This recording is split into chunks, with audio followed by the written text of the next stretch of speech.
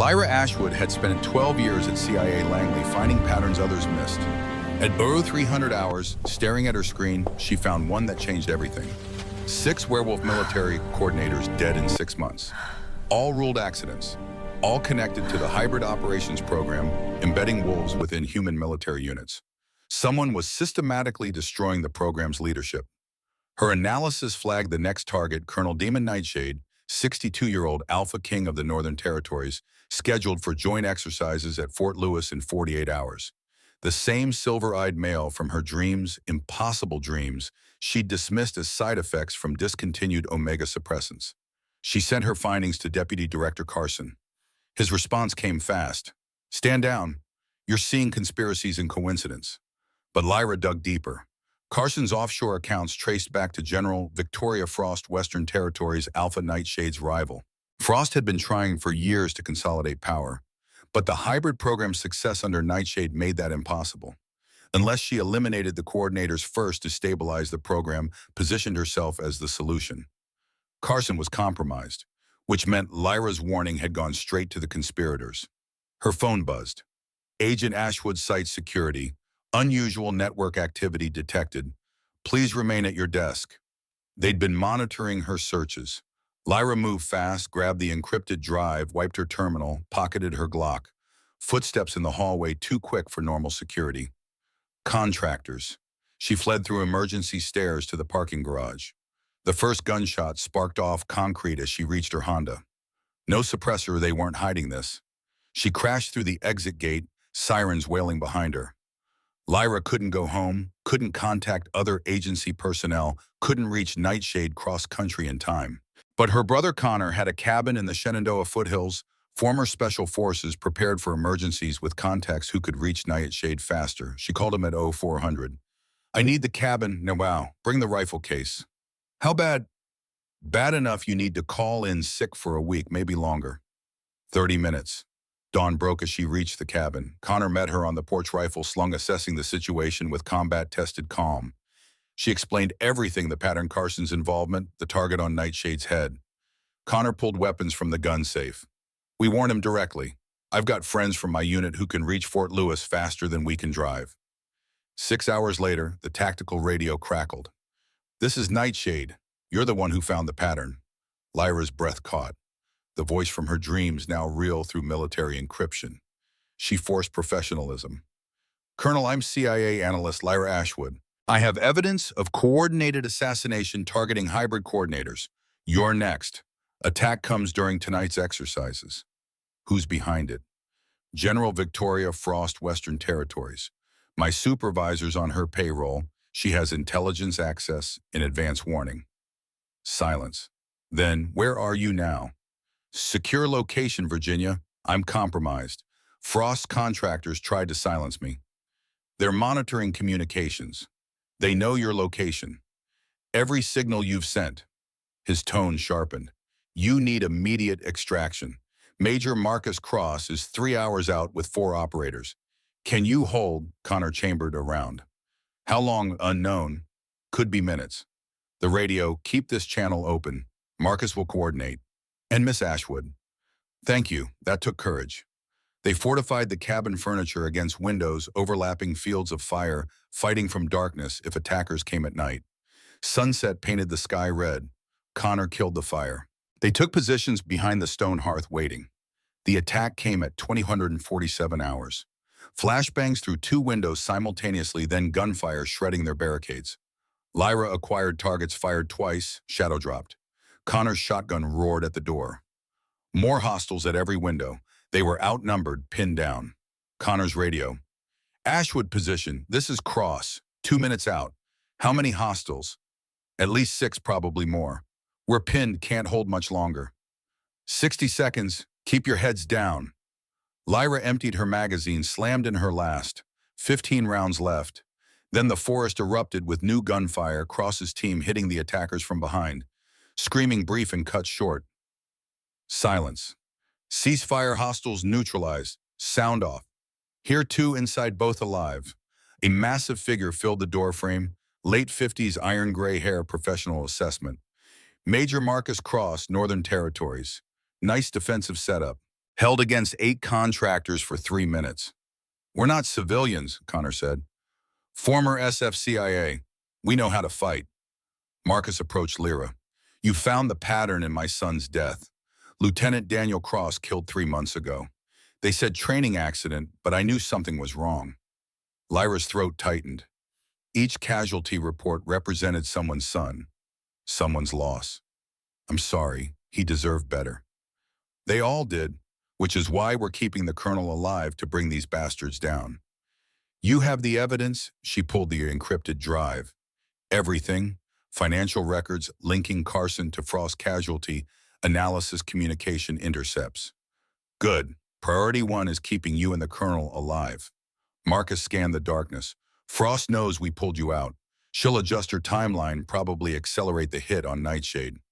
Wait, Lyra's instincts flared. She's been 3 steps ahead. She knew I'd find the pattern, knew I'd warn Nightshade. She's using us to map his security apparatus before the real attack. Marcus studied her. What do you suggest? Connor and I disappear into civilian life. Seattle Suburbs Anonymous. You return to Fort Lewis, tell Nightshade we're in protective custody. Frost wastes resources on the wrong target. That leaves you exposed. It preserves your cover. You can move freely if you're not babysitting civilians. The radio interrupted. Major Cross 3 vehicles approaching. Heavy trucks, 15 personnel. ETA 4 minutes. Marcus swore. Frost's second wave. Out now. They piled into vehicles, tearing down the logging road. Behind them, muzzle flashes lit the forest. 10 minutes later, Lyra explained her plan to Nightshade via radio.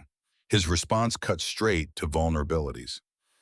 If Frost discovers the deception, you'll face her full contractor network with no backup. That's a risk I'm willing to take. Why, you've risked your career, your life for a stranger. Why say me? Because 6 people are dead and you're about to be the 7th if someone doesn't act. I'm acting. Pause. Major Cross, implement her plan. Miss Ashwood, when this is over, we need to discuss why my wolf recognized your voice before you spoke. Until then, stay alive. That's an order. Marcus watched her in the mirror. Colonel doesn't give orders to civilians. He already considers you pack. That's significant. What does it mean? Last time he lost someone he cared about, he tore through an entire Taliban compound. Took 3 days to pull him back. Marcus's voice went rough. His mate, 15 years ago, Afghanistan, IED. He watched her die, swore he'd never bond again. And now, he gestured at Lyra. Whatever's happening triggers instincts he's kept buried. You better stay alive. Connor's face went neutral, the expression he wore processing bad news. I didn't ask for this, Lyra said quietly. Moon Goddess doesn't ask permission. Marcus pulled off the highway. Safe house in Bellevue. You'll hole up 72 hours while we run operations. The apartment was 3rd floor, unremarkable, anonymous. Marcus's team swept for surveillance, established security. Supplies in the kitchen, weapons in the closet, emergency cash in the ceiling tile. He handed her an encrypted phone. This connects to our network. Anything suspicious, call immediately. And Miss Ashwood, figure out why you two are connected before Frost does. If she realizes you're his potential mate, she'll use that. Leverage is her specialty. The team departed. Connor moved through the space checking security. You should leave, Lyra said. This isn't your fight. Connor stopped at the window. You're my sister. That makes it my fight. Connor, I lost my military career in Kandahar. Came home broken, spent 2 years figuring out who I was. You know what I figured out? Family matters more than any mission. Your pack, Lyra, the only pack I've got. Emotion closed her throat.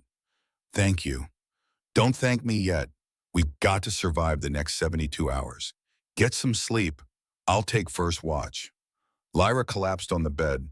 Sleep dragged her down into darkness and into dreams. She stood in a moonlit forest. You shouldn't be here, a voice said. This is my territory. How are you walking my dreams? Lyra turned. Demon Nightshade stood 10 feet away, tactical gear stained with dirt and blood, silver eyes glowing. He looked exactly like his photograph, but intensity transcended any image. I'm not walking your dreams. You're walking mine. Impossible. I don't have dreams anymore. Not for 15 years. Understanding dawned. The mate bond, manifesting through shared dreamscape. We've never met. How can we have a mate bond? I don't know, but I've been sensing you for months. Your scent, your voice. Thought I was losing my mind. Then I heard you on the radio and my wolf knew, recognized you instantly. He moved closer. Moon Goddess has cruel humor. 15 years locked down avoiding bonding. And she now chooses you in the middle of conspiracy trying to kill us both. Maybe that's why. Maybe we need each other to survive this. Or bonding gets us both killed. Frost exploits weaknesses. If she realizes I'm compromised by mate bond, then we keep it hidden. I'm already bait. Nothing changes except now we understand why I risked everything. Everything changes. His hand lifted, stopping short of touching her face. If we complete this bond, I can't be objective about your safety. Can't make decisions that might require sacrificing you. That's what got Sarah killed. I prioritized mission over extraction. She couldn't hold, and I watched her die because I'd been too much soldier, not enough mate. Pain bled through his words. Lyra understood he wasn't afraid of losing her. He was afraid of failing her like he believed he'd failed Sarah. I'm not her. I'm not a soldier, but I'm also not helpless. I'm a survivor, an analyst who finds solutions. If we bond, we do it as partners, equals. You don't carry my survival alone. You don't know what you're offering. I know exactly. Question is whether you're brave enough to accept. His eyes flashed silver. Then he closed the distance, handcuffing her cheek with impossible gentleness. The dreamscape exploded. Not sexual, but deeper recognition at cellular level, like broken pieces finding each other. Her wolf surged forward, crying welcome and home, and finally, his wolf answered with the same desperate recognition. This complicates everything, Demon said against her mouth. Too late. It's already complicated. He kissed her in the dream-shifted primal. Not gentle, but claiming, marking the beginning of a bond tying them for life. Lyra responded with equal intensity, pulling him closer despite impossibility. When they broke apart, the dreamscape faded. Morning approached, pulling them back. When this is over, we're discussing how mate bonds aren't supposed to form like this. When this is over, we'll have many conversations. But first we survive. Agreed. Stay safe, analyst. The dream dissolved. Lyra woke to gray Seattle morning. Connor sat cleaning weapons. Bad dreams. Complicated dreams. She poured coffee. Has Marcus checked in? 20 minutes ago. Fort Lewis on high alert. Nightshade survived the night, so Frost's timeline is blown. She'll adjust. The encrypted phone buzzed. Marcus. We've got a situation. Frost filed formal charges against Nightshade with the Elder Council. She's accusing him of orchestrating murders to frame her. Claims Carson will testify you fabricated evidence. Ice flooded Lyra's chest. When council session starts tomorrow at Dawn, Montana, Nightshade's ordered to surrender. If he doesn't comply, they declare him rogue and authorize lethal force against his pack. That's insane. The evidence is clear. Evidence Frost claims was falsified. Carson's testimony gives her credibility. CIA Deputy Director versus rogue analyst in Territorial Alpha. Council has to investigate. So Nightshade walks into whatever trap Frost prepared. Unless we prove evidence is legitimate before the session, we need Carson to recant or prove he's on Frost's payroll, neither likely in 18 hours. Lyra's mind raced. Carson was compromised but careful, insulated by bureaucratic protection. But his connection to Frost was exploitable: financial records, communication logs, travel patterns. I need CIA database access. Full access. If I pull Carson's complete activity logs, I can prove the Frost connection. You're burned. The moment you access their systems, alerts trigger. Not if I route through Five Eyes intelligence sharing, Canadian Security Intelligence Service portal, using credentials from a joint operation 2 years ago. Might slip under radar. When Connor looked up, that's serious breach of international agreements. If I'm caught, I face espionage charges. But if I don't try, Nightshade goes to council without ammunition. Frost wins, conspiracy continues. Everyone who died for hybrid program died for nothing. Your call, but make it fast. Lyra navigated encryption layers. The CSIS portal accepted her credentials. No one revoked Partner Nation access when she went rogue. She pulled Carson's financial records. Offshore accounts were just surface. Deeper investigation revealed Shell Corporation networks routing to Frost's empire. Payments totaling $3.7 million over 5 years. Communication logs showed encrypted exchanges between Carson and Frost operatives correlating with coordinator deaths. Pattern was clear. Carson provided intelligence on targets. Frost contractors executed hits.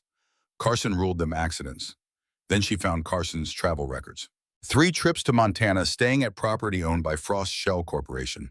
Security footage showed Carson meeting Frost and another figure, older male wearing Elder Council insignia. "Freeze that," Connor said. "Zoom in." The elder's face resolved General Thaddeus Greystone, head of Elder Council. She got to the council. Frost compromised the judge. Lyra traced financial connections.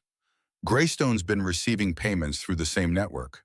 Frost has been buying council influence for years. Tomorrow's session is a setup. Even with evidence, Greystone will dismiss it. Not if we expose him first. Lyra compiled evidence focused on Greystone's corruption. We leak this to other council members before session starts. Force them to remove him. That's massive accusation. You'll need ironclad proof. I have ironclad proof. Financial records, communication logs, photographs of him meeting Frost while she planned murders. Connor's hand settled on her shoulder. If you do this, there's no going back. You'll make enemy of one of the most powerful wolves. I made enemy of Frost when I found her pattern. What's one more right now priority is keeping Nightshade alive. She sent evidence packages to Marcus with distribution instructions. One to council members, 3 hours before session, early enough to force action, late enough Greystone couldn't counter. Second to media contacts as insurance. Connor's phone buzzed. He listened, went very still. 3 vehicles converging on this location, 12 operators, ETA 4 minutes. How did they find us? Unknown, but we're burned. Moving now. They grabbed gear, hit the emergency stairs. 3rd floor to parking garage. Connor's truck in slot B7. Gunshots from the stairwell, concrete chips exploding. Lyra dove behind a pillar, returned fire. "Truck, I'll cover," his pistol barked. Lyra sprinted for the doors. Connor slid behind the wheel. Engine roared. Impacts against armored body. Connor's paranoid preparation, saving their lives. They tore up the exit ramp. Behind them, contractors poured into vehicles. Chase initiated. Connor drove like combat zones, weaving through Seattle traffic. Contractors followed, forcing civilian cars aside. "We can't outrun them," Lyra said. "Not trying to reach the meet point Marcus set up. Industrial District, 3 miles south." Connor took hard right onto Service Road. Industrial complexes rising both sides. Narrow corridors, just 3 vehicles racing through concrete canyons. Truck's rear window shattered. Lyra returned fire, forcing the shooter back. Magazine ran dry. Last reload, 15 rounds left. 30 seconds. Warehouse ahead, loading docks, steel doors. One open, Marcus's Humvee visible. Connor accelerated into darkness. They skidded inside. Marcus's team already positioned, weapons trained. Contractors screamed, and seconds later, wolves opened fire. Brief and brutal. 3 contractors down, first exchange. Rest tried retreating, found doors closing. Ended with 5 dead, 4 wounded, 3 fleeing. Marcus approached. "You 2 okay?" "Define okay," Connor said, blood from cut above eye. "We're alive." "Did you get what you needed?" Lyra held up the encrypted drive. "Everything, including proof Elder Greystone is on Frost's payroll." Marcus stopped. Say that again." General Thaddeus Greystone, head of Elder Council, taking payments from Frost for years, meeting privately, coordinating conspiracy. Photo evidence, financial records, communication logs. "Mother of God." Marcus pulled his radio. "Colonel, you need to hear this." Damon's voice sharp. "Go ahead." Marcus relayed findings. Silence stretched. "Then, Miss Ashwood, you're certain because accusing a council elder without ironclad proof starts civil war." Lyra took the radio. "I'm certain. Evidence is documented, cross-referenced, verified. Greystone's been compromised at least 5 years. He's why Frost operated with impunity. We've got 16 hours to use this without getting everyone killed. If we expose Greystone publicly before session, Frost knows we have full conspiracy scope. She'll eliminate us all. What if we don't expose him publicly, approach other council members privately, show proof, get them to remove him quietly? Frost doesn't know we know about Greystone. 4 council members need to agree for removal. That's a lot of wolves to trust. But they're elders who spent decades building council authority. Proof one of their own is corrupt threatens everything. They'll act to protect the institution. Pause. We try your approach. Major Cross and I will contact council members, request private meetings. Miss Ashwood prepare presentation evidence formatted for maximum impact. We get one chance, it needs perfect. How much time? Meetings start in 6 hours. Can you be ready? I'll be ready. Good. And Lyra, what you've done finding this evidence, exposing conspiracy, you've saved more lives than you know. My PAC hybrid program, probably entire supernatural human integration. That deserves acknowledgement. Warmth flooded her chest. Just doing my job, Colonel. Your job was intelligence analysis in cubicle. This is something else. This is courage. When this is over, we're having that conversation. About mate bonds and shared dreams and why Moon Goddess threw us together in middle of war. Clear. Crystal clear. Marcus smiled. He doesn't talk to anyone like that. Not since Sarah died. Whatever's building is real. Powerful enough I can sense it through radio. Is that a problem? Depends. You planning to complete the bond? We've never actually met in person.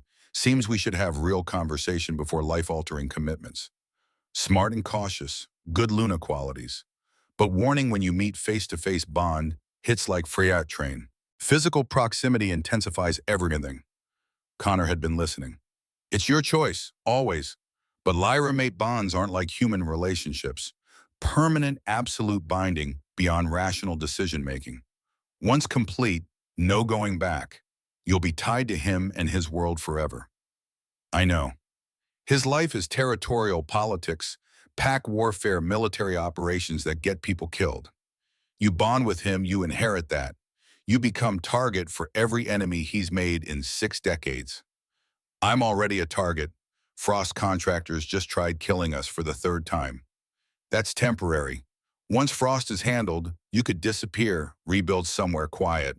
But bond with Nightshade, become Luna Queen, you'll never have quiet. Rest of your life in crosshairs.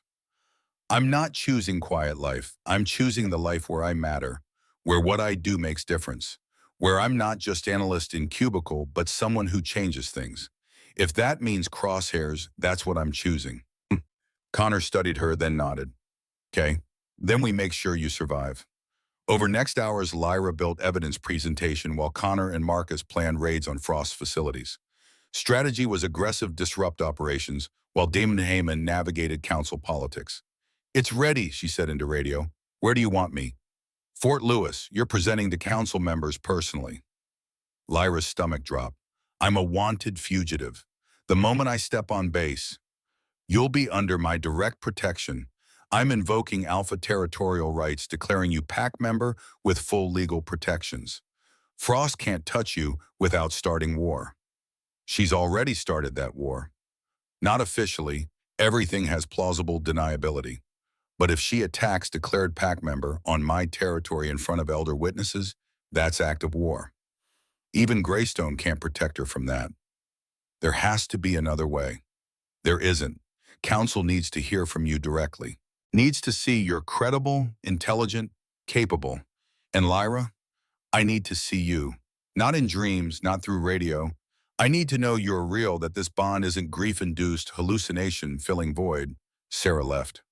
The raw honesty cracked something open. Okay, I'll come. But Damon, if this goes wrong, if Frost makes a move, you don't sacrifice the mission. I can't promise that. My wolf decided you're PAC, and I don't abandon PAC. Ever. Even if it costs you everything. Even then, some things matter more than politics and power. Took 15 years to remember, but I remember now. They loaded into the Humvee, Marcus driving, 3 wolves providing security, Connor riding shotgun. 90 minutes to Fort Lewis. 90 minutes for Frost to position assets, plan, ambush. The encrypted phone buzzed. Unknown number, turn back. You're driving into trap. Frost knows you're coming. Has people inside Fort Lewis who will kill you on arrival. This is your only warning. Marcus forwarded to Damon. 30 seconds. Maintain course. I've got additional security, a gate-full pack escort. If Frost has people inside, we'll draw them out. Do not turn back. Fort Lewis appeared sprawling installation, intense security. Marcus presented credentials identifying them as Northern Territories under Alpha protection. Gate guard's expression flickered, recognizing Lyra. Ma'am, I've got instructions to detain you. CIA warrant. Overridden by Alpha territorial law, a new voice said. Colonel Demon Nightshade strode into view, flanked by dozen wolves in tactical gear. Miss Ashwood is under my direct protection. CIA has no jurisdiction over pack members within territorial boundaries. Lyra's breath caught. She'd seen his photograph, heard his voice, dreamed of presence. But nothing prepared her for physical reality. Powerful frame controlled grace, silver eyes finding her immediately with devastating intensity. At 62, looking maybe 50. The mate bond roared to life like avalanche. Her wolf surged forward, crying recognition and need and mine with force that made Lyra stagger. Connor caught her arm. Every sense narrowed to the male 20 feet away. Demon's reaction equally visceral. Control cracked, pure want flashing before military discipline reasserted. But his eyes remained locked on hers, silver fire promising future conversations and present danger. Miss Ashwood, welcome to Fort Lewis. We've been expecting you. The gate guard stepped back. Marcus drove through, following Demon's escort. Lyra couldn't look away from the male who'd become her existence's center without either intending it. Convoy stopped outside hardened facility. Demon opened the door, personally offering his hand. When their fingers touched, electricity sparked recognition flooding through nerve endings. We need to talk, he said quietly. After the council meeting. You and me, no missions or conspiracies. Just us figuring out what this is. Agreed, but first we end Frost's conspiracy and prove we're on the right side. Then we figure out how two people who never met formed mate bond across 3,000 miles. Marcus approached. Colonel, first council member, arrives in 20 minutes. Elder Rosalind, Eastern Territories. Good. Miss Ashwood, time to convince an elder that everything she believes about council integrity is a lie. Lyra squared her shoulders. I'm ready. Elder Rosalind arrived with precision, 80 years navigating pack politics. Compact frame, formal robes, sharp predator eyes. Silver hair, weathered hands, accepting the tablet Marcus offered. Colonel Nightshade, when you requested this meeting, I assumed desperate defense. I did not expect accusations against fellow council member. Damon gestured toward Lyra. Elder Rosalind, this is Lyra Ashwood, CIA analyst, who discovered the pattern. She'll present evidence. I ask only that you review with same impartiality you'd bring any case. Rosalind's gaze measured Lyra. Unmated Omega making accusations against council's most senior member. You understand how this appears? I understand it appears convenient, which is why I've documented everything through multiple independent sources. Financial records, communication intercepts, photographic evidence. The pattern is undeniable. She pulled up the first file timeline showing Carson's payments alongside coordinator deaths. 6 murders, 6 corresponding payments, each deposit clearing 48 hours after death, ruled accidental. Correlation mathematically impossible to dismiss. Rosalind studied data without expression. Lyra continued, walking her through financial networks connecting Carson to Frost, then Frost to Greystone. Each connection documented with bank records, shell corporations, property deeds. This photograph, when was this taken? 14 days ago. Security footage from Frost's compound. I accessed through back door in her surveillance network. Illegally accessed. Yes, but evidence itself is authentic. Everything can be independently verified. Illegality of my methods doesn't change truth. Rosalind set down the tablet. Silence stretched. Lyra forced herself not to fill quiet with nervous explanations. If this is accurate, then council has been compromised at highest level for years. Every decision, every ruling, all potentially influenced by Frost's agenda. Not every decision, Demon interjected. Greystone's corruption appears focused on territorial control and hybrid program. Other business was likely clean. Likely clean isn't acceptable. Council's authority rests on absolute integrity. If one member is compromised, entire institution is suspect. She paced to the window. You're asking me to believe Thaddeus Greystone, who served honorably 60 years, who survived 3 wars, sold himself for money. Not just money, power. Frost promised him position in her new order world, where wolves operate openly, supernatural strength trumps human law. Greystone's old guard believes in traditional hierarchy. Frost played to that ideology. You seem very certain of her motives. I spent 12 years analyzing terrorist networks. Frost's methods are textbook: identify someone with ideological sympathies, provide financial incentives, gradually escalate involvement until they're too committed to back out. Rosalind turned back. If I bring this to other members, if we move to remove, Greystone, Frost will know conspiracy is exposed. She'll accelerate whatever endgame she's planned. Which is why we're approaching members individually. Build consensus, quietly present, unified front. Give Frost no time to react. Rosalind studied Damon, then Lyra. Something softened. You're his mate. It wasn't a question. Heat rose in Lyra's cheeks. The bond is forming. We haven't formalized anything. Doesn't matter. I can sense it in how he positions himself between you and threats, how his attention divides. You've woken something dormant for years. That tells me you're worth listening to. Demon Nightshade doesn't bond lightly. If his wolf chose you, there's substance. Elder Rosalind, I'll support the motion to remove Greystone, but I need 2 other members. Requires 4 votes, and I won't move without secured support. Elder Marcus Thornfield arrives in 30 minutes. Western Territories, no love lost with Frost. He'll support if evidence is solid. And the 4th, Elder Sarah Blackwood, Southern Territories. Young by council standards, only 12 years serving, but incorruptible, built reputation on reform. Sarah will need more than evidence. She'll want assurances removing Greystone won't destabilize council permanently. Then we give her those assurances. We prove protecting council requires cutting out corruption. Next 2 hours were political maneuvering. Elder Thornfield arrived skeptical, left convinced military background, made him appreciate evidence clarity. He'd served in Vietnam alongside wolves who died in program's early days. Elder Blackwood was harder. She listened with visible distress, torn between institutional loyalty and damning proof. When Lyra finished, Blackwood sat silent 5 minutes. If we remove him, we admit council was compromised. We undermine every decision during his tenure. We give ammunition to every wolf who's questioned our authority. If we don't remove him, we allow corruption to continue. We tell Frost she can buy members without consequence. We prove institution values appearance over integrity. You're asking me to destroy something I've spent my life building. I'm asking you to save it. Council can survive corrupted member being removed.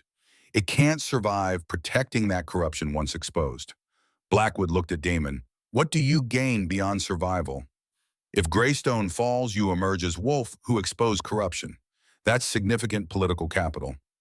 I gain justice for 6 murdered wolves. I gain hybrid program continuing without sabotage. I gain knowledge. I didn't let their deaths be meaningless. That's what I want, not political capital. Sincerity reached her. Blackwood closed her eyes, nodded. I'll support removal. But Damon, if this proves false, I will personally lead effort to strip your territory. Clear. Crystal clear, and Elder. Thank you. 4 votes secured. Rosalind would present at dawn, formally requesting Greystone's removal and immediate investigation. As elders departed, Lyra felt exhaustion crash. 48 hours on adrenaline and coffee. Demon noticed. Marcus, get her quarters. Secure away from main operations. Already arranged. Officer Housing Unit 47. Guards posted, surveillance active. Good. Miss Ashwood. The facility's alarm erupted. Harsh klaxons sent every wolf into combat readiness. Marcus's radio crackled. Base perimeter breach, Southgate, heavy assault, multiple hostiles. Transmission cut off. Demon was moving, barking orders. Lyra found herself behind concrete pillar, O'Connor materializing with rifle ready. Frost? She asked, already knowing. Has to be. She knew we'd approach council members. Track their movements here. now going loud, forcing confrontation before we formalize Greystone's removal. Marcus appeared beside Damon tactical tablet showing security feeds. 24 vehicles crashed through Southgate, contractors pouring out with military weapons and silver-edged blades. Professional coordination, overwhelming base security. She brought an army, 40, maybe 50 contractors armed for supernatural combat. Human security can't handle this. Pull our wolves from secondary positions. Full defensive perimeter around this facility. They're coming for council members and Lyra. Everything else is secondary. Sir, if we abandon outer defenses, we lose positions we can retake. If we lose council members or my mate, we lose everything. Prioritize major. Wolves streamed toward the facility, but security feeds showed Frost's contractors moving faster, driving directly toward their position with clear intelligence. She has inside information, Lyra said. Someone on base feeding her real-time updates. Marcus sweep for tracking devices. Everyone who entered in past 2 hours. Sweep took 90 seconds, revealed GPS tracker in Elder Blackwood's briefcase. Tagged without knowledge during gate entry. Frost let council members come, then followed signal, straight here. Destroy it. But damage was done. Frost knew exactly where they were, exactly who was present. First explosion hit east wall, shaped charge through reinforced concrete. Contractors poured through demons. Wolves met them with fangs and fury. Corridor erupted into combat too fast for human eyes. Lyra watched contractor go down, throat torn. Another took 3 rounds. Center mass kept fighting. Silver ammunition. The contractor aimed at Connor. Lyra fired without thinking. Contractor dropped. Stay behind cover, Connor shouted. Let wolves handle close combat. But too many contractors, not enough wolves.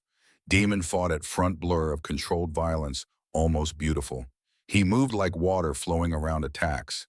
2 contractors fell to his claws, third to broken neck. Marcus anchored the other side, military training, coordinating fields of fire. Wolves fought with disciplined aggression. Then West Wall exploded. Secondary breach, pincer attack. Half demons, wolves pivoted, stretching defensive line thin. Elder Rosalind shifted to full wolf form, 60 years experience tearing through 2 contractors. Elder Thornfield followed, both proving age meant experience, not weakness. But Elder Blackwood was younger, less combat trained. Contractor got past the line, silver blade tracking toward her. Lyra saw it developing, saw no one positioned to intercept. She moved without thinking, tackling Blackwood sideways as blade whistled through space where Elder's throat had been. They hit floor hard. Contractor adjusted aim toward Lyra's exposed back. Connor's rifle barked once. Contractor's head snapped back, body dropping. Stay down, Connor roared. But Lyra couldn't. More contractors pushing through both breaches, defensive line collapsing. Then new gunfire from unexpected angles. Human-based security finally responded, military police laying down, suppressing fire. Contractors caught between wolves inside and soldiers outside. Push them, Demon commanded. Drive them back. Wolves surged forward, turning defense into counterattack. Contractors tried holding, but coordinated assault from multiple directions broke cohesion. They retreated through breaches, leaving dead and wounded. Lyra helped Blackwood up. The elder stared with new understanding. You saved my life. Threw yourself in front of attack meant for me. Couldn't let them kill council member. We need you for tomorrow. No, you acted on instinct, protected pack. That's not analyst behavior, that's Luna behavior. Demon chose well. Before Lyra could respond, Damon was there, pulling her into brief, fierce embrace. She felt bonds, singing his wolf's desperate need, confirming her survival. Are you hurt? His hands moved over her, checking wounds. I'm fine. Bruised shoulder, but nothing serious. You shouldn't have exposed yourself. Should have stayed behind cover. Elder Blackwood would be dead if I'd stayed behind cover. Around them, wolves secured breaches, tended wounded. 3 Northern Territory wolves fallen seriously injured, silver poisoning, requiring immediate treatment. 5 contractors dead, 7 wounded and captured. Marcus approached. Frost's forces retreating. We've got prisoners for interrogation, including 1 senior operative. Base security requesting debrief. Schedule it for 3 hours. Give us time to stabilize. And Marcus, find who planted that tracker. Someone here works for Frost. Next hour was controlled chaos. Medical teams treated wounded. Security swept for threats, and intelligence officers interrogated captured contractors. Lyra found herself in conference room with council elders, all surviving, but visibly shaken. Attacking elders on military property was unprecedented violation, so severe consequences would reach far beyond Frost's conspiracy. She's gone too far, Thornfield said coldly. Attacking council members is act of war against institution. Every pack in North America will demand her head. Which might be exactly what she wants, Lyra interjected. Everyone turned. Think about it, why attack so openly with witnesses? She knows this burns credibility. Unless she never intended winning through political maneuvering, Rosalind finished. She's been planning military conquest from start. Council manipulation, coordinator, assassinations, just preparation. Weakening resistance before real assault. How many wolves does she command? Blackwood asked. Western territories, roughly 800 strong, Demon said, plus however many contractors hired from private military. Could be another 200 trained operators. Against your 5 packs totaling 1,947. But my wolves are scattered across 5 states coordinating with human units. I can't pull them all back without abandoning hybrid program entirely. Which was her plan, Marcus added. Force you choosing between defending territory and maintaining integration. Either way, she wins. Lyra's analyst mind ran scenarios. What if we don't choose? What if we defend both simultaneously? Impossible, we don't have numbers. We do if we activate hybrid units themselves. 300 wolves embedded with human military across 6 installations. Already positioned, already coordinated. We bring them together, create unified response force combining supernatural and conventional capabilities. That's never been done. Hybrid units operate in small teams integrated into larger formations. You're talking about deploying them as independent force. I'm talking about using the program Frost is destroying as a weapon that defeats her. Proving an integration works in actual combat. Elders exchanged glances. Rosalind leaned forward. It would require authorization from human military command. You'd deploy supernatural forces on American soil against American citizens. Not American soil, Connor said. Everyone turned. Montana wilderness, where Frost compound is located, that's designated territorial land under treaties of 1887. Wolves have legal jurisdiction, not human authorities. You could deploy hybrid forces in purely pack-to-pack conflict. Your brother knows treaty law, Thornfield observed. Researched after leaving military. Treaties are clear. Territorial disputes can be resolved through traditional means as long as human civilians aren't threatened. Frost compound is 40 miles from nearest town, Marcus confirmed. Remote enough military operation wouldn't endanger civilians. Since she attacked council members, we'd have legal grounds for retaliation. Damon nodded slowly. We'd need to coordinate with base commanders, get approval to redirect units. That requires explanations, briefings, probably Pentagon conversations. I can help, Lyra said. I still have contacts, people who trust my analysis. If I explain as counterterrorism operation against contractor, threatening government operations, you're burned at CIA. Moment you contact anyone officially, Carson flags it. Then I don't contact officially. I use back channels, reach analysts I worked with personally, people who know me, who listen before reporting. That's incredibly risky. Everything about this is risky, but if we don't act, Frost regroups and comes again with better intelligence. Tonight's assault was probe testing defenses, measuring response. Next time she'll be prepared. Analyst is right, Rosalind said. We're in this fight whether we want to be. Might as well take initiative. Meeting continued 2 hours, plans evolving from concepts to detailed framework. Damon would coordinate with commanders. Marcus would contact hybrid leaders. Connor would provide intelligence on Frost's compound. Lyra would reach CIA contacts. It was audacious, probably illegal, and their only realistic chance. As elders departed, Damon pulled Lyra aside, alone for first time since her arrival. I need to say something. When I saw that contractor going after you, realized I couldn't reach you in time. Connor got him because I was out of position. I should have been protecting you. That's what mates do, and I failed. You are commanding defense of entire facility against overwhelming force. You can't be everywhere. I can when it comes to you. He pulled her closer. The bond is getting stronger. Every hour in proximity, it intensifies. My wolf is demanding I claim you, formally mark you, so every wolf knows you're mine. And I'm barely holding him back. Lyra felt her own wolf responding, answering need, making her want to surrender. But they were in middle of war, surrounded by enemies, with council session in 4 hours. We can't. Not now, not here. Too many things unresolved. I know. But Lyra, after this is done, after Frost is handled and council situation resolved, we're not waiting anymore. We're completing this bond properly, no more dreams and radio conversations. I need you real solid mind in every way. Possessive much. Completely, absolutely, without apology. He leaned forehead against hers. 15 years empty, going through motions, leading without purpose, beyond duty. You walked into my life through radio transmission, and suddenly I remember what it feels like to want something for myself. What if I'm not what you need? What if bond is just biology, moon goddess matchmaking without considering compatibility? Then we figure it out together, learn each other, build something real beneath supernatural connection. But Lyra, I've lived 6 decades. I know difference between biology and genuine connection. What's building is both, and that's rare enough to fight for.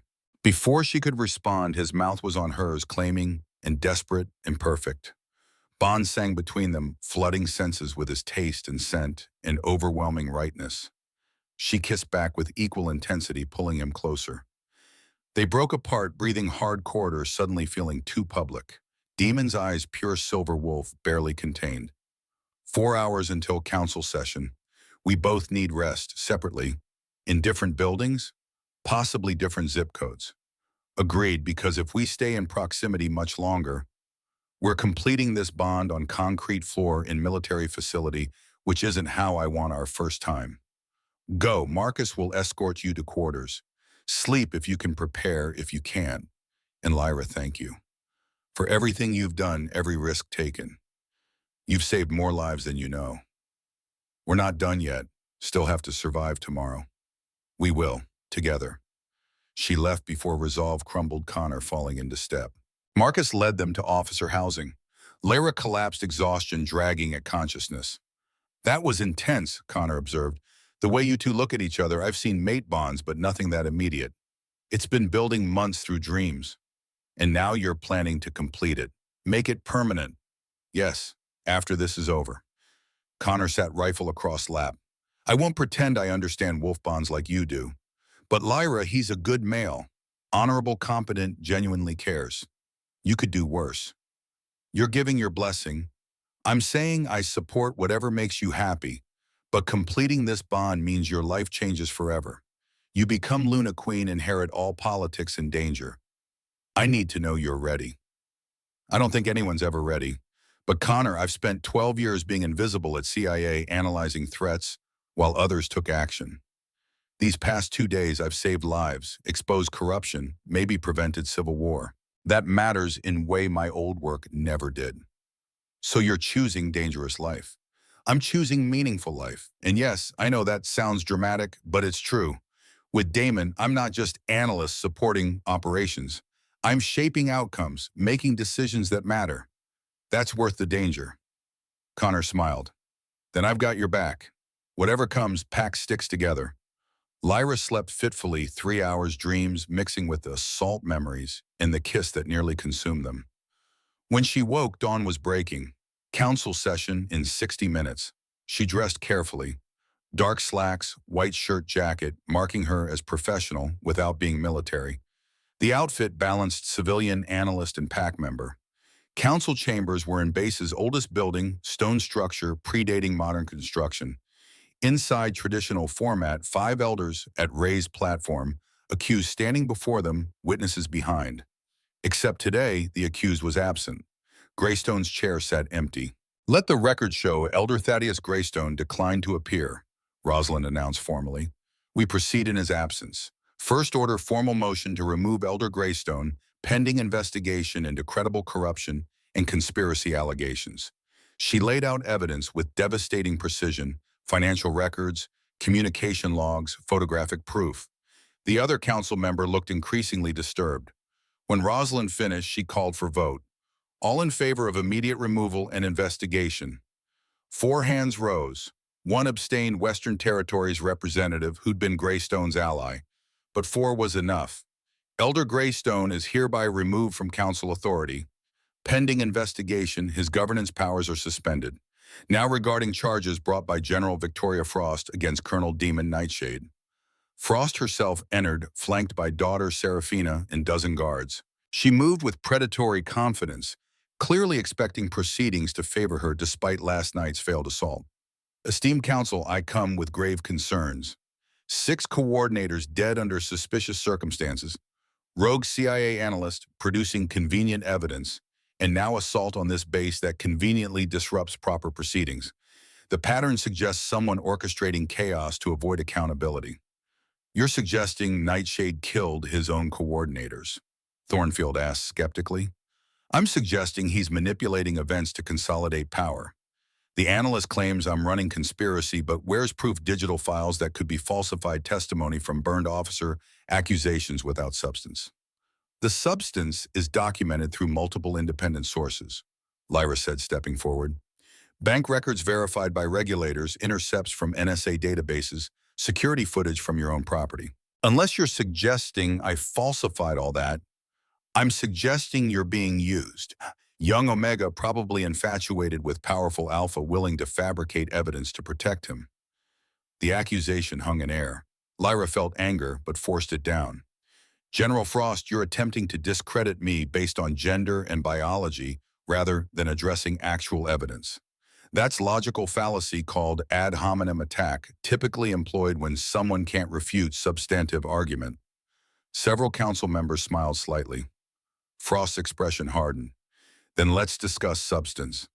You claim I've been paying Carson to cover murders, but CIA oversight reviewed my company's finances multiple times. If illegal payments existed, they'd have found them. They didn't find them because you routed payments through offshore accounts in jurisdictions that don't cooperate with U.S. regulators. Shell corporations registered in Cayman's payments, structured to avoid reporting. Standard money laundering. Prove it. Show actual evidence, not circumstantial connections. Lyra pulled up financial records on display screens. Account numbers, transaction dates, amounts, routing, everything forensically detailed. Then communication intercepts encrypted messages between Frost's operatives and Carson's CIA account. These messages discuss asset removal and timeline adjustment, correlating with coordinator deaths. March 14th, Carson emails coordinates for Red Hawk's training. March 15th, Red Hawk dies, ruled as training accident. Same pattern, all 6 victims. Circumstantial, you're inferring conspiracy from routine communications. Then explain the payments. Explain why Carson received $200,000 within 48 hours of each death. Explain photographs of you meeting privately with both Carson and Elder Greystone at your compound. Business meetings. Legitimate. Legitimate meetings you failed disclosing to council, oversight meetings, coinciding with systematic elimination of hybrid program leadership. Frost opened her mouth, stopped. Her instinct caught up. She was losing this argument. Time to pivot. Even if your evidence is accurate, it only proves someone used my name and resources. I employ 300 contractors across 6 states. Anyone could have acted without authorization. Plausible deniability, Blackwood observed. Classic defense for criminal leadership. But General Frost, you're asking us to believe you had no knowledge of systematic murders committed using your resources, your personnel, your infrastructure. I'm asking you to consider I'm being framed. Someone wanted to eliminate coordinators and blame me, creating pretext for territorial seizure. Who would frame you? Demon asked. Who benefits? You do, Colonel. You gain justification moving against Western Territories, absorb my pack, eliminate political rival. Very convenient, your new mate appears with evidence exactly when you need it. The accusation hit its mark. Several council members exchanged glances. Frost found the vulnerability timing was convenient, almost too convenient. If I wanted your territory, I'd have taken it through legitimate challenge years ago. I don't need conspiracy theories. I need justice for 6 murdered wolves who served honorably. Justice or revenge? How many were your personal friends? How many deaths have you been waiting to avenge? Chamber fell silent. Everyone knew Demon's history. Sarah's death, the rage it triggered. Frost skillfully redirected narrative, making him look driven by vengeance, not justice. Then Rosalind spoke with deadly calm. General Frost, you have made serious counter-accusations. Do you have evidence? Any proof Nightshade orchestrated these murders? I have testimony. Deputy Director Carson will confirm analyst approached him months ago asking about my operations, expressing interest in finding investigation grounds. He'll testify she was obsessed with connecting me to crimes manufacturing evidence when none existed. Where is Carson now? En route. He'll arrive within an hour to provide sworn testimony. Lyra's stomach dropped. If Carson appeared and lied under oath, if he backed Frost's version, counsel might believe it. CIA Deputy Director carried significant credibility versus burned analyst. We'll recess until Carson arrives, Rosalind announced. All parties remain on base, no external communications. Session resumes 90 minutes. Chamber emptied in tense silence. Damon pulled Lyra aside. Carson's testimony will be convincing. He's had years building cover story plausible explanations. Even with our evidence, his word might sway counsel. Then we need to break him before he testifies. Get him to recant, admit involvement. How we can't torture CIA officer. That destroys any credibility. Lyra's mind raced. Carson was compromised but clever, insulated by bureaucratic protection. Direct confrontation wouldn't work. But his vulnerability wasn't physical, it was financial. He'd built wealth on Frost payments, accumulated assets inexplicable through government salary. His finances, if we prove he has assets beyond legitimate income, we force him explaining the discrepancy. Either he admits Frost payments or commits perjury, justifying unexplained wealth. That requires accessing complete financial records. Do you have those? Not complete, but I know where to look. Give me 30 minutes in database access. Demon nodded. Marcus, get her secure terminal. Priority access, no restrictions. Next half hour was intense focus, Lyra diving through databases. She found Carson's primary accounts easily, standard government employee, modest savings. But then secondary accounts hidden behind his wife's maiden name holding $7.3 million in assets, impossibly explained by legitimate income. She documented everything, built evidence, forcing Carson into impossible choices. When session resumed and he took stand, she'd be ready. Carson arrived precisely on schedule, looking calm and professional in expensive suit. He took oath without hesitation, expression, confident as Frost's attorney began questioning. Deputy Director Carson, you have worked with analyst Lyra Ashwood. How long? 5 years, she reported to my division. And in your professional opinion, was she competent? Competent but obsessive. She fixated on patterns, sometimes seeing conspiracies where none existed. Did she ever approach you about General Frost? Multiple times. She was convinced Frost was involved in criminal activity, kept requesting authorization to investigate. I denied those requests repeatedly. There was no evidence justifying such investigation. And when she produced this evidence, what was your assessment? That she'd fabricated it. Timing was too convenient, documentation too perfect. Real intelligence is messy, contradictory, requires extensive verification. Her package looked manufactured. Frost's attorney smiled. Thank you, no further questions. Rosalind looked at Demon. Colonel, do you wish to cross-examine? I do. Demon stood. Deputy Director Carson, you have described Miss Ashwood as obsessive and prone to seeing conspiracies. Yet she's been employed by CIA 12 years, received multiple commendations, identified 7 major terrorist cells. Doesn't seem like someone prone to fabrication. Even good analysts can become compromised. Personal relationships, stress, ambition, all can corrupt judgment. Personal relationships like the one between you and General Frost. Carson's expression flickered. I don't know what you're implying. I'm asking about your professional relationship with Frost. Have you ever met her privately? In course of my duties, I've briefed multiple military contractors. Briefed them at her private Montana compound, accepted payments totaling $3.7 million through offshore accounts. That's absurd. My finances are regularly audited by internal affairs. Your primary finances are audited, but you have secondary accounts under your wife's maiden name, Jennifer Carson, becoming Jennifer Morrison for banking. Those accounts hold 7.3 million. Where did that money come from? Carson went very still. Confidence drained, replaced by calculation and dawning fear. Those are investment returns, legitimate market gains. Really, because deposits correlate exactly with coordinator deaths. 200,000 March 16th, one day after Red Hawk died. Similar deposits after each subsequent death. Either your luckiest investor in history, or those payments came from Frost. Chamber was silent. Every eye on Carson, watching him struggle, constructing defense against evidence he hadn't expected. "I want my attorney," Carson finally said. "You're not under arrest," Rosalind reminded. "You're providing testimony, but your refusal to explain deposits is noted." "Elder Blackwood, your financial expert.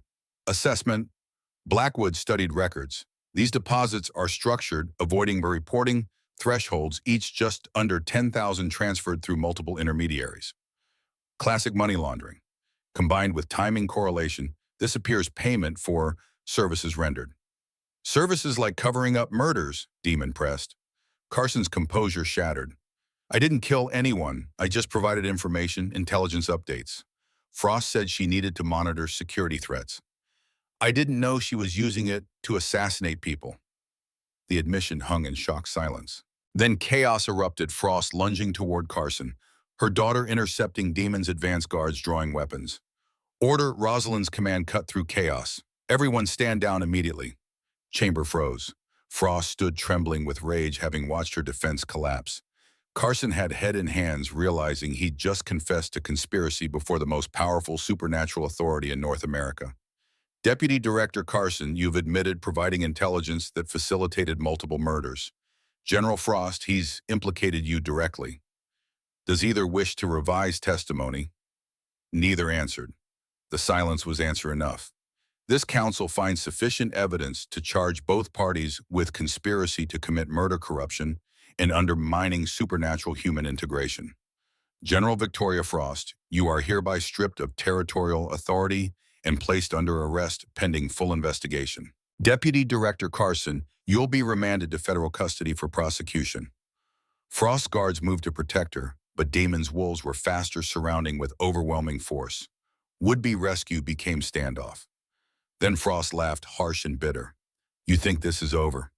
You think arresting me stops anything? I have 800 wolves who follow my orders, 300 contractors loyal to me personally. You've won political battle, Colonel Nightshade, but real war is just beginning." In Part 2, Part 3, the final stand. Days 7 to 10, Frost's words barely left her mouth before alarms erupted for the second time in 12 hours. Marcus's radio crackled perimeter breaches at 3 locations, vehicles approaching, heavy weapons fire near armory. Demon's response was instantaneous. Full lockdown, elders to bunker, all wolves to defensive positions. But Lyra saw tactical reality. Frost hadn't brought guards. She'd brought assault force vanguard positioning troops while everyone focused on hearing. The attack wasn't coming. It was already here. Connor appeared rifle ready. They'd been staging for hours, moved into position during night, waited for Frost's signal. "Which she just gave," Lyra confirmed, watching Frost's expression shift from defeated prisoner to commander. Serafina was moving phone to ear, despite guards restraining her. "Rosalind, Colonel, this facility cannot withstand sustained assault. We need evacuation." "No evacuation. We stand and fight. Frost wants war. She gets one, but we choose battlefield." Damon turned to Marcus. "Pull all wolves to command center. Establish hardened perimeter. Get human security coordinating with our forces, no more separate operations. We fight as integrated units, prove hybrid program works under combat." Marcus coordinated through multiple channels. Lyra watched security feeds, Frost forces pouring through breach sections, at least 200 contractors, and wolves with professional coordination. Heavy weapons, silver ammunition equipment designed for supernatural warfare. This was full military assault. "Lyra," Demon's hand on her shoulder, "I need you in command bunker with elders. You're not trained for this combat. I'm the one who exposed conspiracy. I'm the one Frost blames. You put me in bunker, she'll divert forces to breach it specifically. That weakens your defensive line, gets more people killed. Then I'll put enough wolves around you that you weaken defense. Demon, I know you want to protect me. But right now, best protection is winning this fight. She's right, Thornfield interjected, having shed robes revealing tactical gear. Every wolf guarding non-combatants is wolf not holding line. We elders can defend ourselves. Focus on stopping Frost's advance. Damon pulled Lyra close, kissed her hard and fast, then released with visible effort. Stay with Marcus in command center. Monitor feeds provide intelligence. If I call evacuation, you go immediately. Understood. Understood. He was gone, shifting to full wolf form, massive frame disappearing into defensive deployment. Lyra watched him go, feeling bond stretch with physical tension. Come on, Marcus said. We've got work. Command center was controlled pandemonium. Dozens of screens showed feeds, radio channels carried constant updates, tactical maps displayed force dispositions. Human officers coordinated with Wolfpack leaders, integration finally tested under combat. Lyra positioned at intelligence station, pulling data and synthesizing into actionable information. CIA training kicked in automatically. Frost's forces concentrating on 3 objectives. She reported, highlighting map. Armory vehicle depot, this command center. Classic strategy, deny us weapons mobility coordination. Recommendations, Marcus asked. They're overextending. See how they've split into 3 groups, creates gaps. If we hit supply lines, cut ammunition resupply, we force them, choosing between continuing without support or pulling back. Where are supply lines? Lyra tracked vehicles that breached perimeter. 2 trucks here and here, probably carrying ammunition, medical supplies, communications. Lightly guarded, maybe 6 contractors. Small strike team could neutralize. Marcus studied map, keyed radio, Alpha 3. I'm sending coordinates for priority targets. 2 supply vehicles, northern perimeter. Neutralize and deny enemy resupply. Alpha 3 copies. Moving to intercept. On feed, 6 wolves detached, moving with supernatural speed.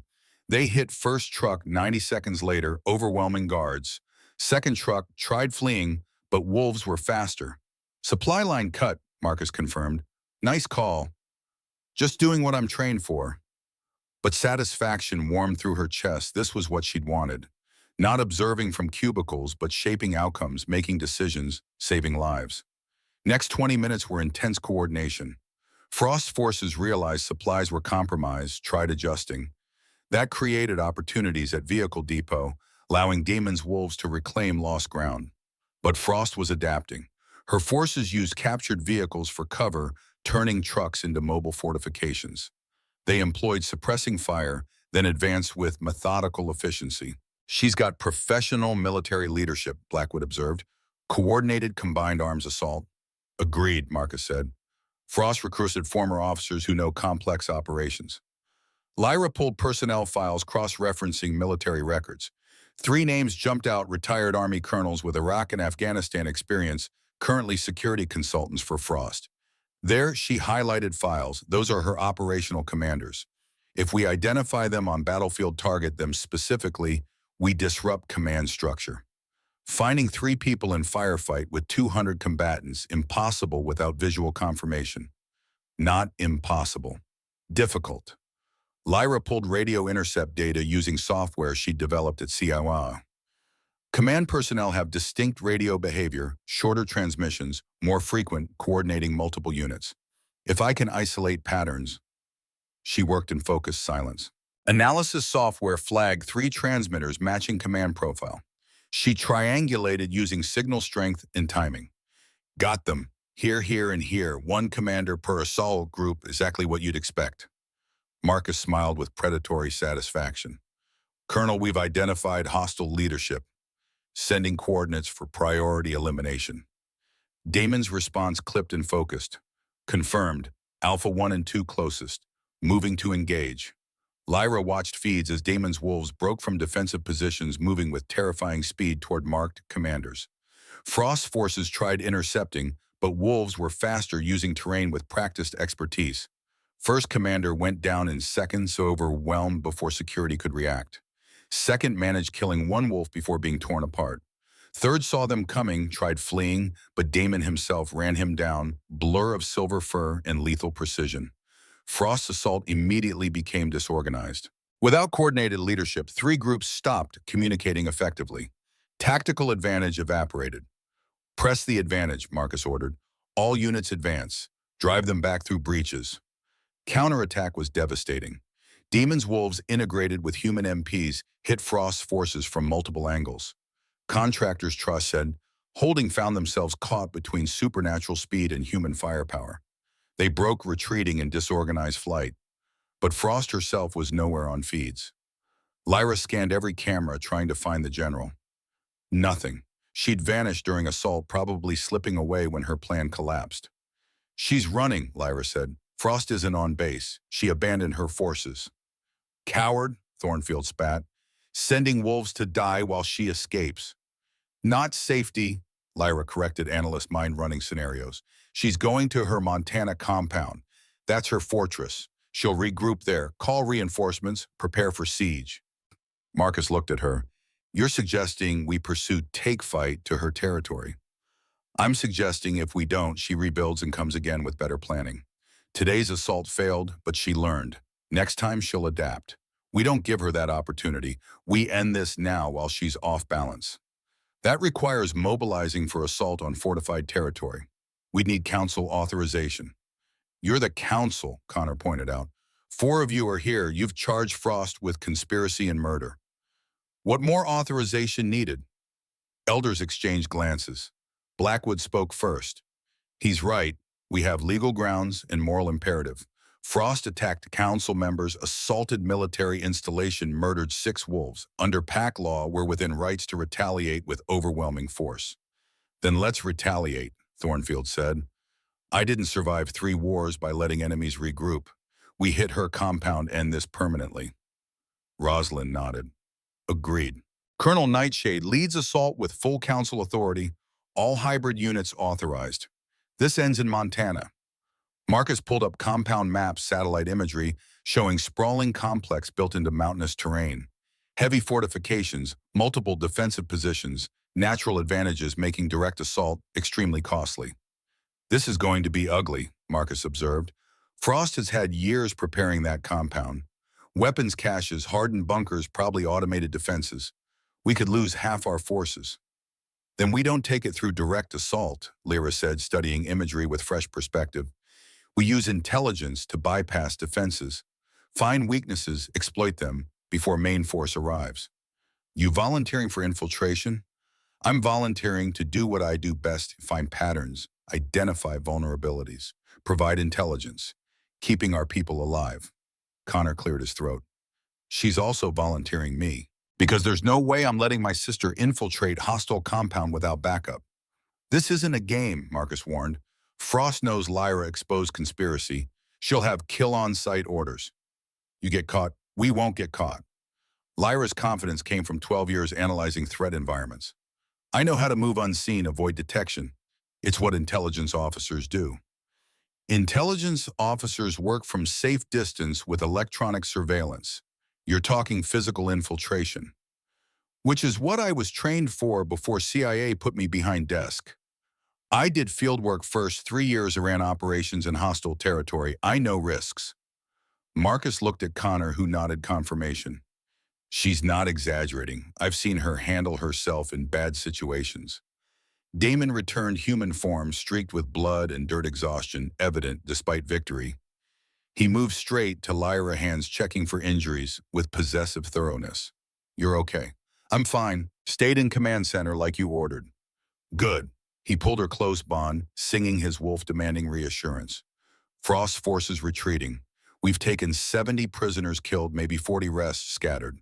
Base security compromised, but functional.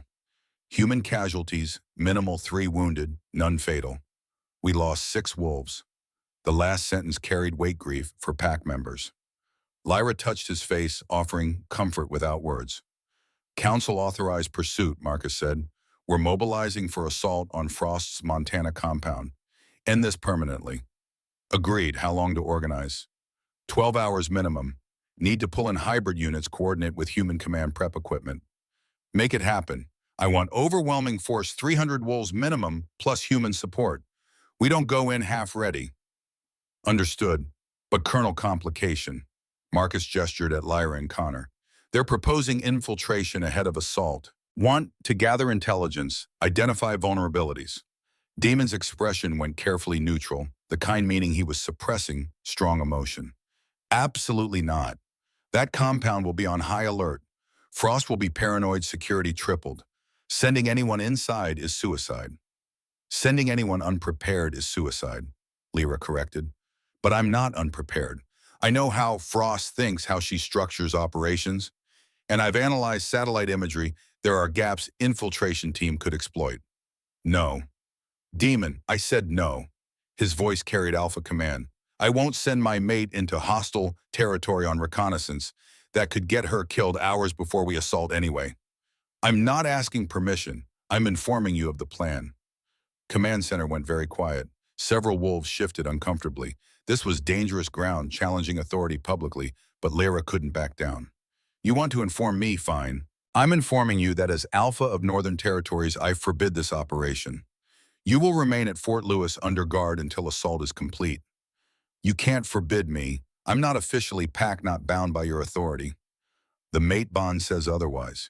You're mine to protect, mine to keep safe. I'm mine to make my own decisions about. Lyra stepped closer, matching his intensity.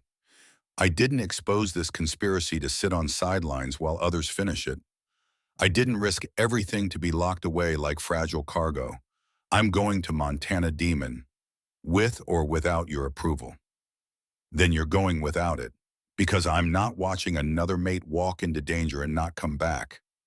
I already lived that nightmare. I won't survive it twice.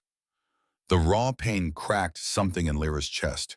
She understood this wasn't about dominance. This was about terror, about male who'd watched his first mate die and couldn't face losing another. I'm not Sarah. I'm not soldier walking into IED. I'm intelligence officer who knows how to operate in hostile environments without detection. My entire career has been built on staying invisible, finding information without traces. That's what I do. And what happens when something goes wrong? When you are caught surrounded, no backup? Then Connor and I fight our way out, or we don't and we die trying. But at least we die doing something that matters, not hiding while others take risks. Connor stepped forward. Colonel, I respect your authority and concern, but she's right. We can provide intelligence saving lives during assault. Structural vulnerabilities, defensive positions, personnel locations, information, turning ugly, fight into manageable operation. That's worth risk. Damon looked between them, wolf and man warring. Finally, he turned to elders. Council perspective, Rosalind considered carefully. Decision is yours as operational commander. But Alpha Nightshade, your mate, is offering her skills in service of mission she helped create. Denying her that service dishonors the courage she's already shown. Courage without survival is just death. True, Blackwood agreed, but survival without purpose is just existence. She wants to matter, wants to contribute. You deny her that you're protecting body but breaking spirit. Words hung in charged silence. Lyra watched Damon process them, saw military discipline win over mate bond instinct. Fine, but you're not going alone. I'm assigning my best reconnaissance team. 4 wolves, all with infiltration training. Wolves aren't expendable. Everyone's expendable compared to you. That's reality of mate bonds. My pack would throw themselves on grenades to protect their Luna. Not negotiable. She wanted arguing, rejecting that other lives mattered less. But she understood pack dynamics, understood Demon was offering the only compromise his wolf would accept. Okay, 4 wolves infiltration specialists. We move in 6 hours, arrive after dark. Recon only, no engagement unless necessary. And you maintain radio contact every 30 minutes. You miss check-in, I'm sending entire assault force immediately. Agreed. Damon pulled her aside, hands at waist with possessive certainty. When this is over, we're having very long conversation about your definition of reasonable risk.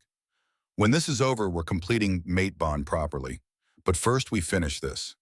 Stubborn woman. Stubborn man. She kissed him, brief and promising. I'll be careful. I'll come back. I promise. You better, because if you die on this mission, I'm going to be very angry with you. Despite tension, she smiled. Noted. Next 6 hours were intense preparation. Reconnaissance team assembled 4 wolves with special forces backgrounds experienced in covert operations.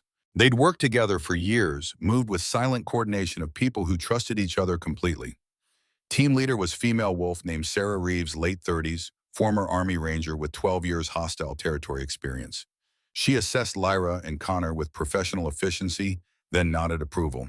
You've both got field experience. Good. I hate babysitting amateurs. She spread topographical maps. Frost's compound is built into this mountain face, 3 construction levels with natural cave systems. Main entrance heavily guarded, but satellite shows secondary access through old mining tunnels on eastern slope. Those tunnels are probably rigged with sensors, Connor observed. Probably, which is why we're not using them. We're going through water system. Sarah pointed to stream running past compound's northern edge. Frost needs fresh water. This stream is only source within 5 miles. She'll have intake pipes running from stream into compound. We follow those pipes, we get inside without triggering perimeter defenses. Pipes might be too small for infiltration. Then we shift to half form, make ourselves smaller, or find junction points where pipes widen for filtration. Sarah looked at Lyra. You're intelligence analyst. What do you know about compound's internal layout? Lyra pulled up architectural files accessed through back channels, building permits, contractor invoices, utility records. Original construction was private residence, 20 rooms across 3 floors. Frost expanded over 5 years, added reinforced bunkers, ammunition, storage communication center.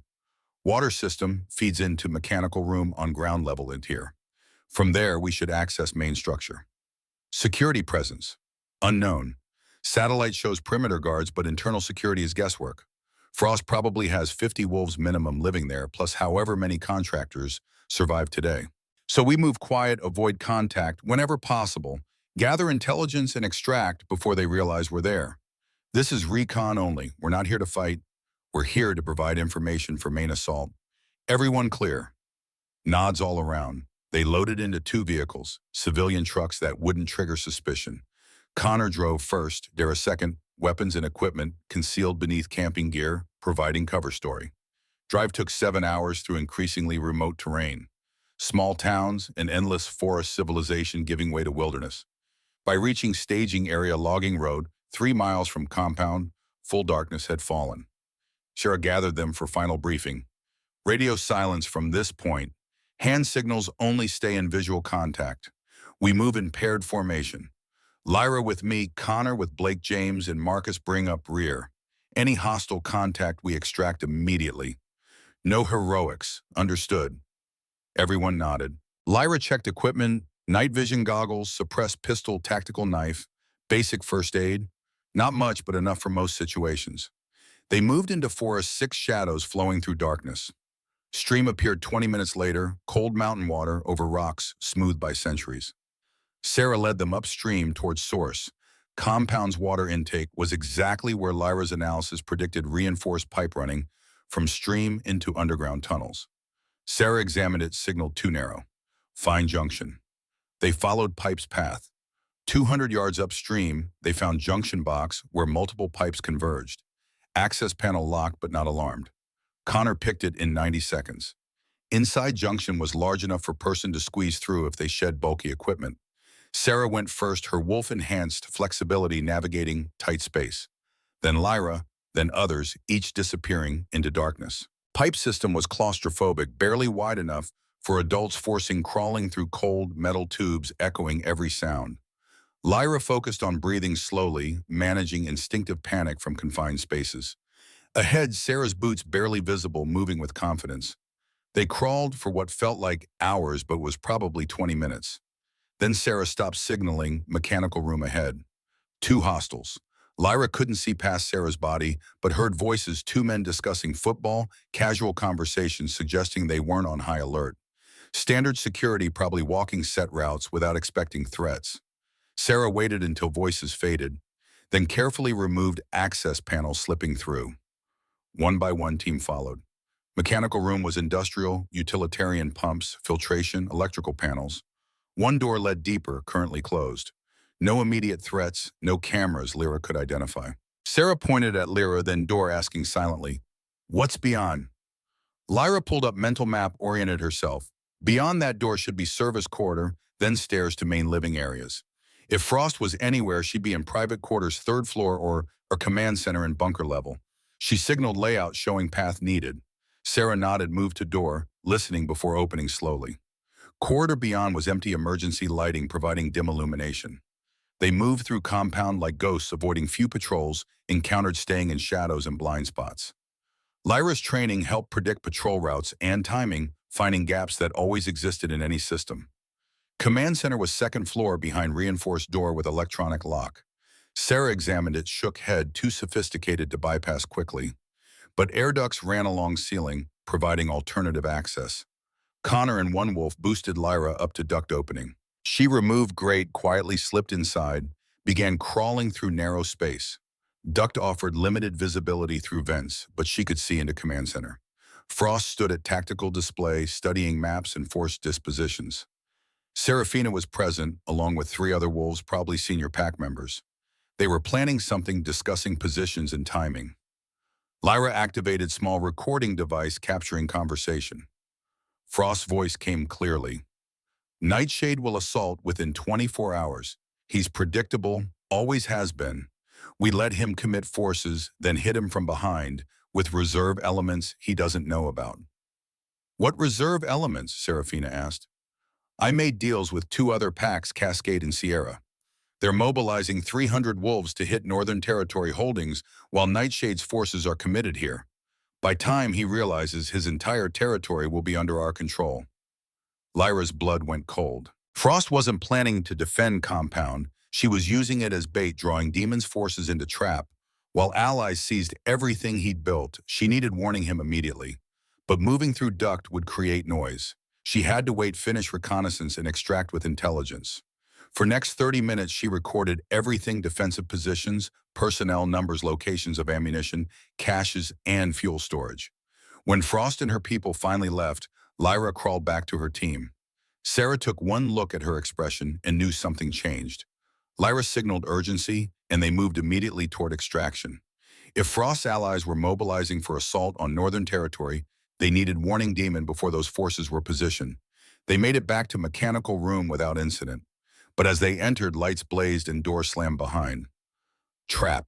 They'd been detected, and Frost let them gather intelligence just long enough to spring ambush. 20 wolves poured from hidden positions. Sarah's team tried fighting, but overwhelmingly outnumbered. Connor went down under 3 attackers unconscious before Lyra could reach him. She fired pistol, taking down one hostile before someone tackled her from behind. World spun, steadied as she was forced to knees. Frost entered, smiling with vicious satisfaction. "Lyra Ashwood, I was hoping you'd be stupid enough to come personally." Frost crouched in front of her. "Did you really think we wouldn't detect infiltration? We've been tracking you since you entered water system. I let you gather intelligence, let you think you were clever. Because now I have exactly what I need: bait to draw Nightshade into killing zone." She pulled out phone, taking photo of Lyra, restrained and bleeding. "I'm sending this to your mate along with coordinates for prisoner exchange. He comes alone to retrieve you, and I return his wolves alive. Of course, it's lie I'm going to kill all of you. But he'll come anyway, because mate bonds make males predictably stupid." Lyra forced herself, speaking despite blood in mouth. "You're too late. I already sent intelligence. Demon knows about reserve forces, knows about Cascade and Sierra packs. Your trap is exposed." Frost's smile didn't waver. "You think I care, even knowing Plan Nightshade can't be 2 places at once. He comes here to save you, his territory burns. He protects territory, you die. Either way, I win." She was right, and they both knew it. Frost had maneuvered them into impossible choice, exactly the trap military commanders dreamed about. "Make them to cells, and get that photo sent to Nightshade immediately. I want him here within 6 hours, too angry to think clearly, too desperate to plan properly. Then we end this permanently." They were dragged to basement cells, concrete boxes with reinforced doors.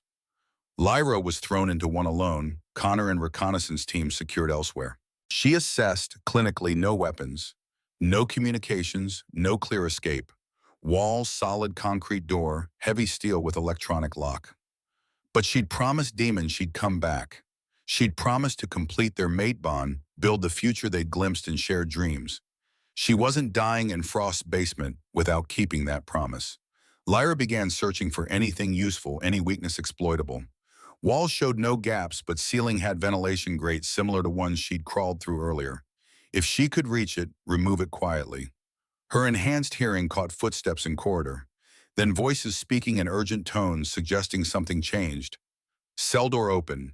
Serafina stood framed in doorway expression, conflicted, suggesting internal struggle. "My mother's plan will get hundreds of wolves killed," Serafina said abruptly. "She doesn't care about building something better. She just wants destruction, wants to burn everything down out of spite. That's not why I followed her." Lyra studied carefully, looking for deception. "What are you saying?" "I'm saying I made mistake.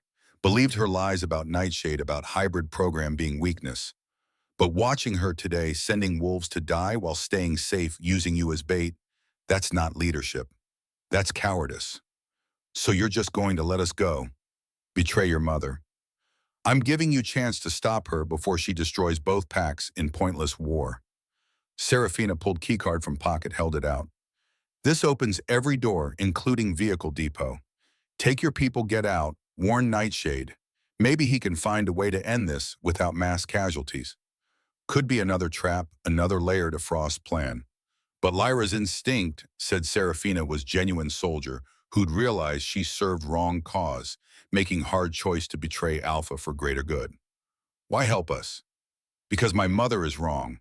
About integration, about humans, about building future through violence. And because I'm tired of watching good wolves die for her ambition, including myself."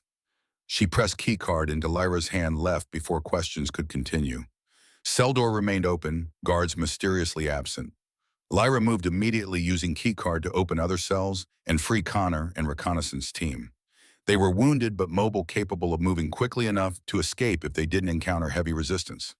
Sarah led them through back passages, avoiding main corridors, using same tactical thinking that got them into compound. Vehicle depot was exactly where Serafina implied, ground-level northern wing, currently occupied by only 2 guards who went down under silent takedowns. They took heavy truck, capable of handling wilderness roads and hostile fire. Connor drove while Lyra used encrypted phone to contact Marcus. "Command, this is Ashwood. Infiltration team extracted and en route to rally point. Intelligence gathered is critical. Frost allied with Cascade and Sierra Pax, planning 3-way assault on Northern Territory while main forces committed to compound assault.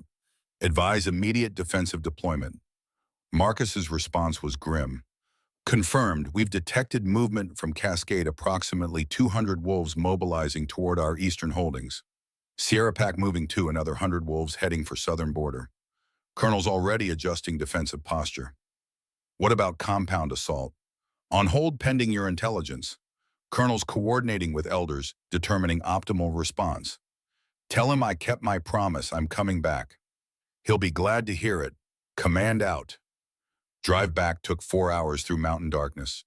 They arrived at forward operating base to find it transformed into wartime headquarters. Hundreds of wolves from multiple hybrid units had converged, coordinating with human military support to prepare for multi-front defensive operations. Damon stood at center of organized chaos, directing forces with absolute authority. When he saw Lyra enter, everything else disappeared. He crossed distance in 3 strides, pulling her into embrace, communicating relief and residual terror equally. "You're safe. When Frost sent that photo, when I saw you bleeding and restrained." "I know, but we got intelligence. Frost's plan is exposed. Her allies are in motion, but we can counter them." "At what cost?" He pulled back to meet her eyes. "She's forcing me, dividing forces, defending on 3 fronts simultaneously. Even with hybrid units coordinated, we're outnumbered 2-to-1 overall. Then we don't fight on 3 fronts. We hit them where they're vulnerable, force them reacting to us instead of executing their plan." "I'm listening." Lyra moved to tactical display, pulling up intelligence she'd gathered. Frost's compound isn't fortress, it's trap designed to draw your forces in.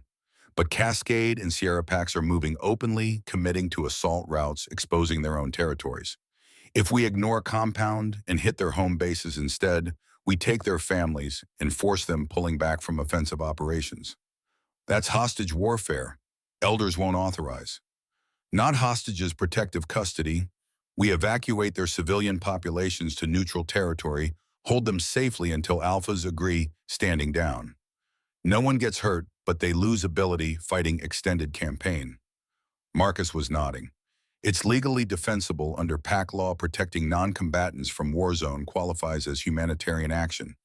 And tactically sound, seize home bases with minimal force while they're committed elsewhere. It requires precision coordination, Rosalind said. Simultaneous operations at 3 locations, each executed flawlessly, avoiding casualties. That's ambitious, even for hybrid units. It's also our best chance ending this without mass casualties, Lyra said. Frost wants bloodbath, wants wolves killing wolves until everyone's too weakened resisting her takeover. We deny her that by choosing different battlefield entirely. Damon studied tactical display, strategic mind processing proposal. Finally, he nodded. We do it. Marcus organized 3 strike teams, 50 wolves each, mixed with human support. Objectives are Cascade and Sierra territories plus Frost's compound. We hit all 3 simultaneously, seize control before they can mount coordinated response. Next 12 hours were intensive preparation. Forces divided and briefed, equipment, distributed, communication protocols established. Lyra found herself at center of intelligence coordination, providing detailed analysis, turning ambitious strategy into executable operations. When strike teams finally deployed, they moved with precision. Assault on Cascade territory went perfectly. 50 hybrid operators overwhelmed 20 guards left behind, secured entire complex, evacuated 300 civilian wolves to neutral ground. Sierra Pack fell the same way, another flawless operation, netting 200 civilians without casualties. Compound assault was harder. Frost had anticipated possibility, left heavy defenses. But with reserve forces committed to attacks now being countered, she couldn't reinforce adequately. Demon led assault, personally tactical expertise evident in every decision. They breached outer defenses at dawn, coordinated fire teams suppressing defensive positions, while assault elements advanced through gaps. Fighting was intense. Frost loyalists fought with desperate ferocity, knowing defeat meant end of everything they'd built. But numbers and training told. Demon's hybrid units, combining wolf ferocity with human tactical discipline, steadily pushed through defenses. Room by room, level by level, they cleared with professional brutality. They found Frost in command center, surrounded by remaining loyalists. She went down fighting, silver blade in each hand, taking 3 wolves before Demon himself ended it with single devastating strike. Her death was quick, cleaner than she deserved, but Demon had no interest in torture, only justice. Seraphina surrendered formally when Frost fell, requesting asylum with Northern Territories. Damon granted it, recognizing courage, betraying family for principle. When finally over, when reports from all 3 teams confirmed success, Lyra felt exhaustion crash like physical weight. They'd done it, exposed conspiracy, stopped. Frost's coup preserved hybrid program. Cost had been high, 23 wolves dead, dozens wounded, but alternative would have been catastrophic civil war. Demon found her in operations tent, studying casualty reports with grief for people she'd never met but fought to protect. He pulled her from screens, led her to private quarters. It's done. Frost is dead. Conspiracy collapsed. Packs are secure. We won. We survived. Not sure that's same as winning. Close enough. He smiled briefly, then sobered. You kept your promise. Came back when you easily could have died. Had to. We've got that mate bond to complete, remember? I remember. His hands settled at waist, pulling her close. No more delays, no more distractions. Tonight we do this properly. You become mine formally. I become yours, and we start building future we've both been fighting for. Lyra looked up, seeing past AlphaKing to male who'd been afraid, opening his heart again. That sounds perfect, but Damon, I need you understanding something. Completing this bond means I'm choosing this life permanently. The danger, politics, responsibility. I'm choosing it because I'm choosing you. I know what it means. And I'm choosing you right back, stubborn analyst who exposed conspiracy, saved my Pack somehow made me feel alive again after 15 years just existing. He kissed her softly. Worth any danger, any complication. Bond that had been building months finally completed as they came together, two souls recognizing what Moon Goddess always knew they were meant for this, meant for each other, meant to face whatever came next as partners. In quiet aftermath surrounded by Pack, they'd fought to preserve. Lyra understood what she'd truly chosen. Not just mate, but purpose. Not just survival, but meaning. Mine, Demon whispered against her skin. Yours, now and always. Formal Luna Queen ceremony took place under full moon in heart of Northern Territory lands. Hundreds of wolves from all 5 packs gathered along with Elder Council and representatives from Human Military Command. Unprecedented civilian Omega with no pack lineage being formally recognized as Alpha Queen. But no one questioned it, not after what Lyra had done. She stood before assembled crowd in traditional ceremonial robes, Demon at her side. Elder Rosalind conducted ceremony, her voice carrying ancient words, binding Lyra to Northern Territories in ways transcending simple marriage. Do you, Lyra Ashwood, accept responsibility of Luna Queen to lead alongside your Alpha Protect Pack with your life carry forward legacy of those before? I do, Lyra said clearly, voice steady. Do you, Demon Nightshade, acknowledge this Omega as your equal partner, your mate, your queen? I do, Demon said, hand tightening on hers. Then by authority vested in me by Elder Council and Moon Goddess herself, I declare you bonded AlphaKing and Luna Queen leaders of Northern Territories. Crowd erupted in howls and cheers. Lyra felt pack bonds settling into place, hundreds of connections forming as she officially became part of something larger than herself. Later, as celebration continued, Marcus approached with 2 glasses of champagne. To Luna Queen, who saved my son's memory and gave him justice. Lyra raised hers in return, to Daniel and 5 others who died protecting dream of integration. They drank in silence, honoring fallen. I wanted thanking you personally for what you did, for refusing letting their deaths be meaningless. They weren't meaningless. They built something important, something worth fighting for. We're just finishing what they started. Marcus smiled. Demon's lucky to have you. We all are. As he walked away, Lyra found herself approached by Serafina Frost. The former enemy looked uncomfortable in civilian clothes, still adjusting to new life. Luna Queen, I wanted to apologize. Thank you for giving me chance when I didn't deserve one. You deserved it. You chose principle over blind loyalty. That takes courage. My mother would have called it betrayal. Your mother was wrong about many things. Lyra touched Serafina's arm gently. You're not her. You get to choose who you become now. Make it count. Serafina nodded, emotion flashing before she retreated into crowd. Connor found his sister at celebration's edge, looking out at assembled packs with something like wonder. You did it. Went from invisible analyst to Luna Queen in 2 weeks. That's got to be some record.